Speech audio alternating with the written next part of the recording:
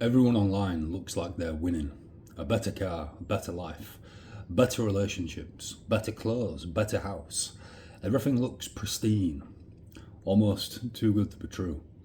And I think if you're not careful, you can start comparing your real life to someone else's best clip or highlight reel. I made a video not so long ago on this where I was talking about how social media makes normal life feel like failure. But I think the topic is worth expanding upon. If you're interested in that video, you can go back a couple of videos and check it out.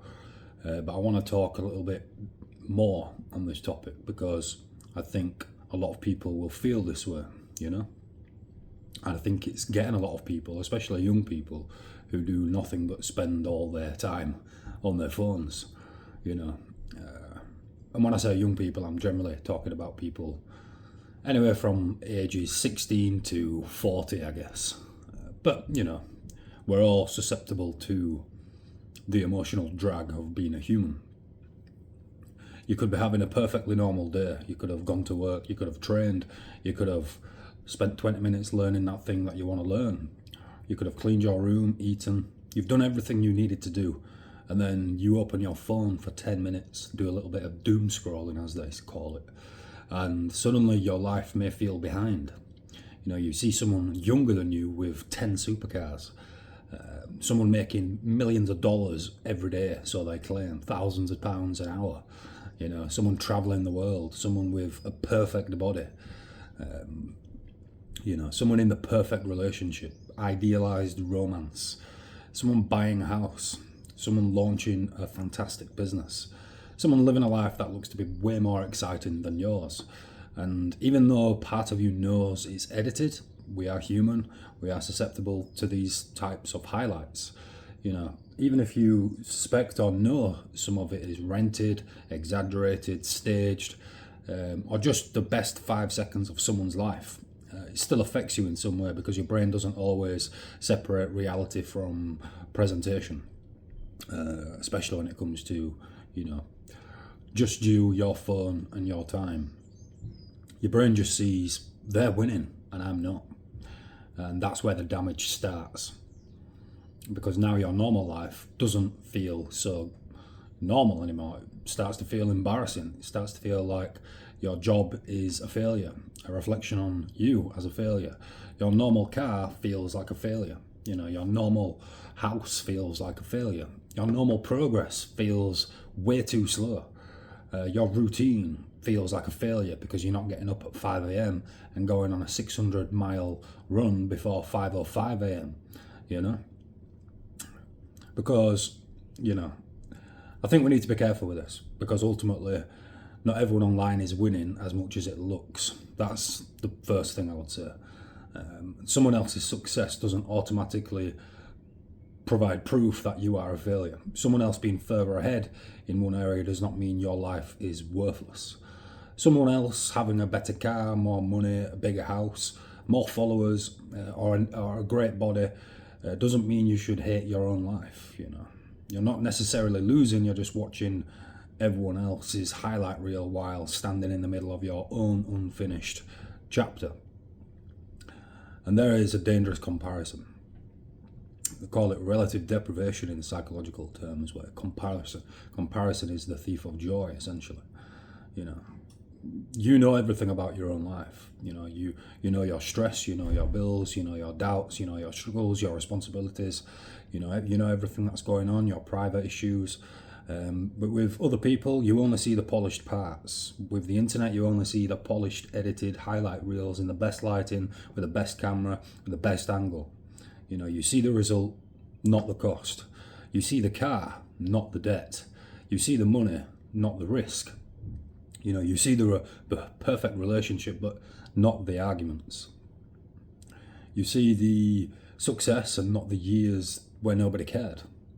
And I think that's why social media can make people feel so low, essentially, because it compresses somebody's entire life into a 5-second clip. And it's all on one feed. It's just relentless. You go on Instagram or something and you're scrolling, and it's just the same type of stuff. 5 seconds of perfection, 5 seconds of perfection, 5 seconds of, the best weekend, 5 seconds of this, 5 seconds of that. And it's absolutely damaging, or it can become damaging, you know. Of course, you're going to feel small after that. Your life's going to feel less than normal after that. You're going to start thinking, well, why not me? Am I behind? Have I failed? When is it my turn to jump on this big bandwagon of success? But ultimately, I think the better questions to be asking yourself is, well, what are you actually building? Because comparison on its own won't help you, but comparison used properly can become information. You know, if you see someone doing well and it inspires you, that's great. If it reminds you that you want more, that's great. If it makes you take your own goals seriously, more seriously, then that's good. You know, but if it makes you hate yourself, if it makes you hate your life, if it makes you feel like everything you're doing is pointless and not worthwhile, then you definitely need to take a step back from this, because your life still matters. Even if it doesn't look impressive online yet. Because ultimately going to work matters. Building life slowly matters. Looking after your kids matters. Cleaning your space matters. Making the video matters. You know, training matters. Pursuing your hobbies and interests matters. Maintaining your familial obligations and social relationships matters. You know, learning something new matters. Saving a tiny bit of money matters. These things compound over time. And getting through a difficult season without quitting matters. Big time. You know, that is not failure. That is real life. And real life generally is not glamorous, you know. Sometimes real life is boring. Sometimes it's slow, messy, and certainly not what you want it to be most of the time. Sometimes real life is just trying to do a little bit better than yesterday, and that still matters, you know. I should drop in as well, as I am trying to do in the middle of the videos, somewhere in the middle towards the end. If you like this sort of content, it connects with you, consider subscribing. I'm uploading daily at the moment on all these types of topics: creativity, strength, training, discipline, mindset, self-improvement, and so on. You know, I'm not saying you should not want more. I think you should want more. I want more. I want a better life, and I want more freedom, and I want my work to mean something. I want to build something that gives me options, and I want my art, my fitness, my strength, business, YouTube, the whole thing to grow. So it doesn't mean, I'm not trying to tell you to settle forever. It's me saying don't hate, or don't let social media make you despise the chapter that you're currently in. It's just a season. The seasons pass. You know, if you hate your life while you're building your life, you're going to burn out very soon. Then you can't build anything.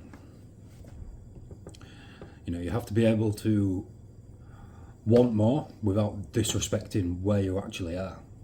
You can be ambitious and still grateful. You can be behind where you want to be and still be very proud of where you are. You know, you can have a normal life right now and be building something extraordinary. We all start off normal, and this is how extraordinary things are built.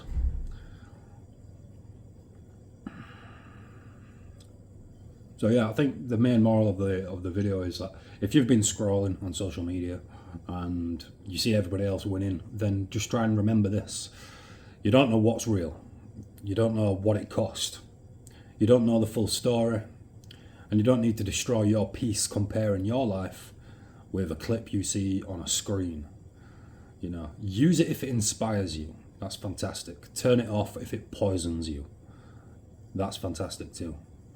You know, being able to avoid the poison is just as worthwhile as being inspired by something. In fact, probably more important, you know. Come back to your own life. Own your work. Train your body. Write down your goals. Think of your future. Because the goal isn't to look like you're winning online. The goal is to build a life that actually feels worth living offline.